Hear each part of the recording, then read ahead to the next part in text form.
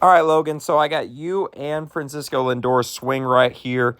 Um, we're just going to take a look at them side by side and kind of just go over and just kind of break down the difference between y'all's swings. So I'm going to play them both at the same time here just so you can see them, and we'll go from there. So, lot to break down with this swing, right? So first of all, the first thing I want to just kind of show you, this is what I mean by the load position right here, right? So this is where Lindor starts, right? He's not tense, but he's firm with his arms, right? In a way, if we kind of look at your arms versus Lindor's arms, Lindor, he's loose, but he's also tense with his arms, right? Versus yours, we kind of have this right here with a really good front. We could see that it's tensed up because we could see some flexion in there. But if we're looking at, the if we're looking at this back arm right here, it's not as tensed up, and which is kind of creating us when we get to this angle right here to be a little bit delayed with our hands, right? So when we get into Lindor's swing right here, right? Let's kind of just take a look at, how does he get to his contact point, right? So notice with his hands, right? Notice with his hands that he loads up and, he kind of keeps it all locked together, right? So if we were to take a look at Lindor's hands, right, they don't really move that much until we get to this position right here in which he's beginning his swing. So he's loaded, loaded, loaded, and then as soon as he makes contact with the ground right here, that's where we see his hands shift up, right, to go into his swing. Versus, if we look at your hands real quick, if we get into a load position right here, right, your hands are already moving not only up, but out, right? And this is kind of what we talked about yesterday with where we need to get to a point where our hands stay right here the whole way while our body's moving this way, right? So realistically, at this point, my hands should be still in a locked position right here, but not behind my body. Sorry, not behind my body, right? Because watch Lindor's hands. Lindor's hands, if I were to put a line right here, Lindor's hands never go past this line. They only go forward, right? Versus if I were to put a line right here for your hands are going way back across that line and you're still raising them, right? So we're getting to this load phase right here, right? But as I was saying, but when we get to this load phase, right, we're still kind of going backwards and up still, right?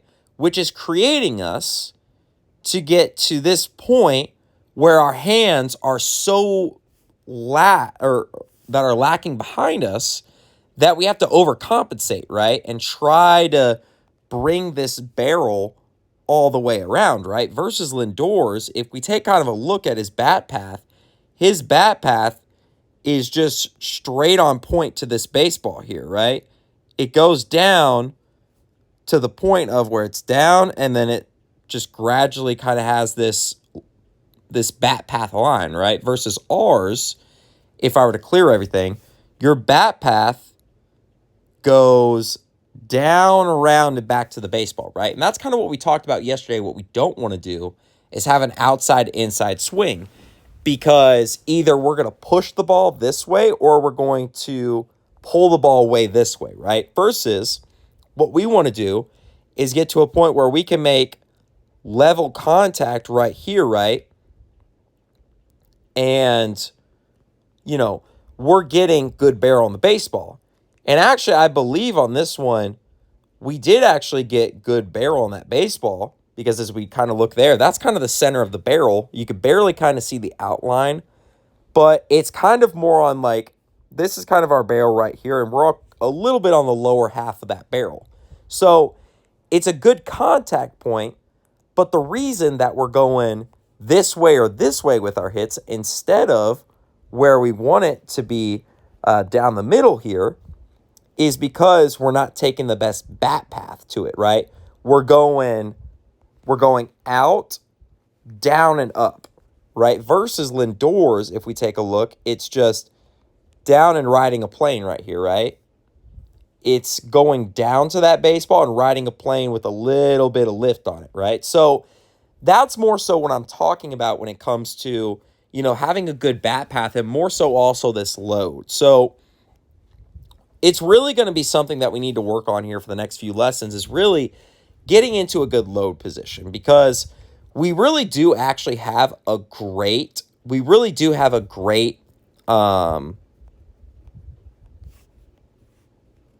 a great front hand, right? Or rather a great front arm, but we don't have the best back arm, right? And that's kind of what we kind of see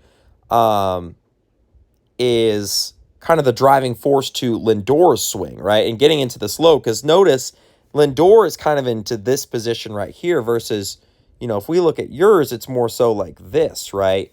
So we want to get more so to the point of almost identical to this arm in the back. But obviously, with a different flex to it, right? So that's kind of the upper half, at least for the first part that I want to take a look at. We can kind of see this is more so this 45-degree angle that I'm talking about here, right? Notice this 45-degree angle and how he loads, right? He gets into this 45-degree angle and never shifts his weight back, right? Notice we are getting better, right? We're getting a lot better at getting an angle, but I would much rather us get more of like this type of angle to us, right? Kind of like how Lindor has it versus as straight up as you are. I think we can get a lot more power out of you, right? Almost like we kind of want this leg to be instead over here, right? Kind of like, look at Lindor's two legs here, right? Both of them are about a 45-degree angle, and they're both loaded up, right? Notice also when Lindor has his front load, right? Notice how he doesn't bring it back a lot to the point that, we're kind of losing a lot of balance. He's doing it in a way that as soon as he picks it up, he's having to go forward. Watch his movement right here, right? If we're watching Lindor's first movement, right? Lindor's first movement, as soon as he's picking up that leg, he's already going forward, right? And if we look at yours, you're kind of staying in like this stationary position for a second before you start to move forward, if that makes any sense, right? So we want to get to a point where we're in a load position right here, and as soon as we pick our foot up, we want to go towards towards the pitcher, right? Instead of that, we're stuck here for a second and then going, right? So those are kind of our preload, or rather our load phase that I want to get to. Then when we get to contact phase, right? Notice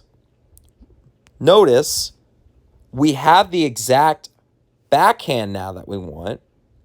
And we actually have a pretty decent front hand too, right? I think kind of at contact, we can have maybe a little bit more of a stiffer hand. But to be fully honest, I really kind of think we do a great job. Now, the one thing I do notice is that we kind of got this type of motion, right? Versus more so of like a backwards L shape, right? And what I mean by that is that I'm thinking, right, if we can get more of like that L shape, right, if we can put a little bit more weight, like more so like here towards the back of your back leg instead of, because the one thing we don't want to do, right, we don't want to shift all of our weight forward, which now kind of looking at it, you do put a lot more of your weight on your front half here rather than Lindor puts it towards the back middle, right? So what I would like to see in our next lesson, I'd like to sit a little bit more in this backside, just a little bit, which is going to push us back a little bit, which is also going to allow us to have a better contact point of that baseball, right? Because at the end of the day, we want to find the best contact point for you. And right now, I think that where we're at is we do have a good backside, but we're not getting into it enough that we're kind of getting to this point, and we're just kind of sitting it more so like that your weight, if I were to clear it, is more so like right here versus Lindor's is more so towards the middle of his body, right? So then we talk about the follow-through, right? Notice when Lindor is going, right? His shoulders are level and square right here, right? Squared up, right? We get to that point, but Lindor's keeping his whole shoulders as level as possible the whole way through, right? Now, he does pull this baseball, right? Because it's an inside pitch. But if we're talking about down the middle, right? Right here is kind of where we want to ride it. And like you're doing in this one. And the only reason I'm bringing this up, because a lot of times that you'll kind of throw your shoulders out of the way a lot. But whenever you get to this position right here, we want to keep level just like this. I think this is a great position, at least for our torso area. I think we can keep working on our lower half area. But the torso I actually kind of like with a little bit more tenseness in the arms. But otherwise, I actually kind of really like where we're at right now.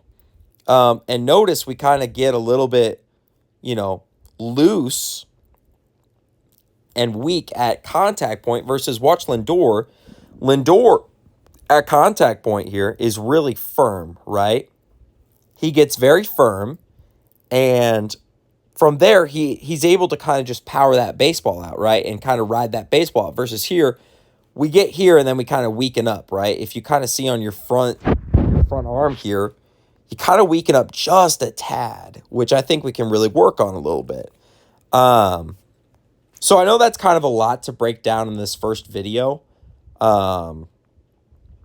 especially since you're brand new to this, and you're probably going to watch this video and say, Max, this is a lot of information.